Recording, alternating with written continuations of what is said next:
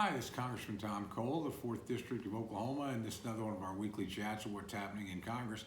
I would say the big theme this week is Congress is beginning to move back to normal in terms of how it acts in the post-coronavirus era.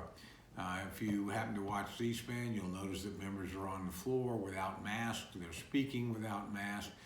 When they arrive to vote, they're just coming in randomly. There's no longer a designated group of people so you can hold down the number of people on the floor. So Congress looks and feels more like its normal self than it has, frankly, in well over a year, close to a year and a half. And that's a good thing because a lot of legislation is done literally by interacting with people on the floor. And so anything that slows that down actually makes Congress work less well and things in Washington take a great deal longer. So I consider that a plus. In terms of legislation that we had on the floor, we had a couple of items I think were pretty important. One was the establishment of a new federal holiday, Juneteenth. A lot of people will be familiar with that. It's actually been a holiday in Oklahoma since 1994.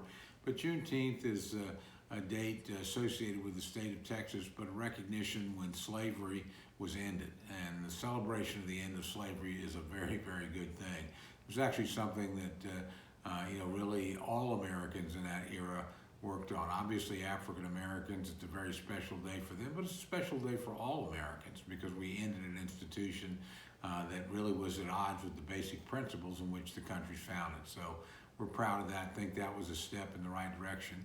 The House of Representatives also moved this week to end what's called the AUMF for the Iraq War, or the Authorization for the Use of Military Force.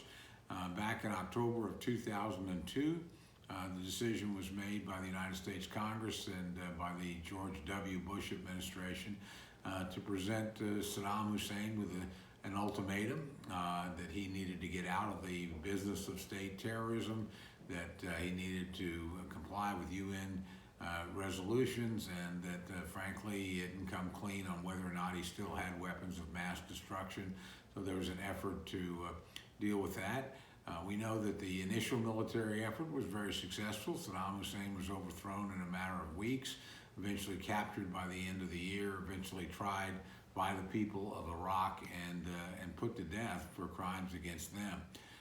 But we also know that the war went on a lot longer than anybody wanted it to go on. In other words, our troops remained there for quite a few years to secure the country and to continue the fight against Al-Qaeda and against Al-Qaeda's successor, that is the ISIS movement, or the Islamic State movement, if you will. Again, that's been a very successful effort. A number of years ago, the Islamic State controlled vast stretches of territory in Iraq and Syria, other parts of the Middle East. Those days are all over now, thanks again to the efforts of American forces, allied forces, that is NATO forces, and also obviously the efforts of the Iraqi military themselves. So again, it's been successful. Our troops still remain there in relatively small numbers, just a few thousand as we continue in that mission.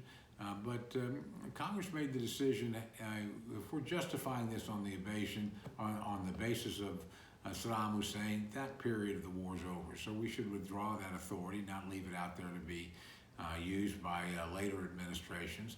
If they need to use military force, they need to come to Congress and explain why, ask why, and request permission. So this was an important effort to clean up the books, if you will, and make sure that future administrations couldn't simply use it. It's important to note the Biden administration asked that the 2002 AUMF be removed. They think they have sufficient authorities to continue the military missions that we have ongoing in Iraq. So again, I thought that was a reasonable request. I thought it was the appropriate reassertion of authority by the Congress of the United States and the reclamation, if you will, of war-making authority. So a big week. Looking ahead, we're going to see Congress very heavily deal with the appropriations matters beginning in June and July. You'll see most of the appropriations bills that fund the government go through the Appropriations Committee. A lot of them will reach the floor, although not all of them in July. Technically, all should be passed by September 30th. I would tell you I don't think that's likely to occur. We'll probably pass in the fall some sort of continuing resolution, which simply means the government stays open as it is until we come to final decisions about exactly how much we're going to spend and where. And I think that probably won't happen until the end of the year.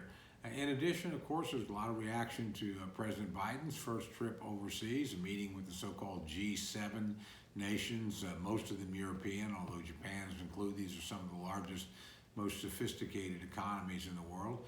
So the discussions over cooperation against the coronavirus, cooperation on trade and taxation issues, and also a very serious discussion about the ongoing challenges posed by China and Russia. The president ended the week with a one-on-one meeting with President Putin of Russia. Mixed views as to how well that went. We know the Russians continue to be bad actors. We know that whether it's the Russian government directly, there are hackers and cyber terrorists that we've seen shut down oil deliveries in the United States, interfere with our food supply, and continue to try and spy on the United States government. We hope that President Biden made it very clear to President Putin those were unacceptable activities, and if they continued in the way that they're being staged now, there would be consequences. So we'll know in the next several months whether or not the message was appropriately delivered and whether or not it was received. But again, this is just a movement of government doing the day-to-day business of the American people. I expect it to be a pretty intense summer. We have a series of ongoing crises, in my view. One, obviously, is the crisis at the southern border, where we set a record again, the most illegal immigrants caught in over 20 years last month, pushing about 200,000. Give you an idea, order of magnitude, that is multiple times greater than a year earlier. So clearly the Biden policies on the border have not discouraged people, quite the opposite. They've attracted people. And it's a disappointment to many of us that the president's not finished the walls, has undone many of the policies the previous administration that we think discouraged illegal migration. And we're also seeing record seizures of drugs at the American border. That means more drugs are getting into the country, and we're seeing record numbers in terms of human trafficking. That is usually younger children, usually female, for the purposes of sexual exploitation. Those are bad things, to say the least. Everybody condemns them. The problem is the policies of the current administration, far from mitigating or discouraging that, seem to be having the opposite impact. We're also seeing another crisis in the economy. That is the highest inflation rate in over 13 years. So when you go to the stores, you're noticing it costs you more to buy a gallon of milk. It costs you more to buy a pound of beef. It costs you more to put gasoline in your vehicle. All those things are because we flooded the economy with way too much money. And I think you're going to see, sadly, ongoing inflation in the years ahead. We have these national security crises. That is where we're being challenged by the Chinese and the Russians. Again, disappointed that President Biden has not presented a more robust defense budget. Basically, increases defense by only 1.7%. That's below the rate of inflation, which effectively means the military is a little bit weaker than it should be, and that's an era when, quite frankly, we should probably be adding to our military strength. Unfortunately, the president's also proposing a budget and spending at levels that are unprecedented in American history on domestic things. And we've seen quite a reaction of states. For instance, the state of Oklahoma actually turned federal dollars away and said, we're going to stop giving extra federal money to keep people from going back to work. Instead, we're going to take some of those federal dollars and incentivize people by giving them extra money if they get off of unemployment and actually go back to the workforce. I usually don't comment on state issues. In this case, we did. Governor Stitt actually said he was going to take some of the money and give a $1,200 bonus to the first 20,000 people who left unemployment, went back to work. We think that's a good thing. We want to encourage people to work. Long term, it's much better to be in the workforce than out of it.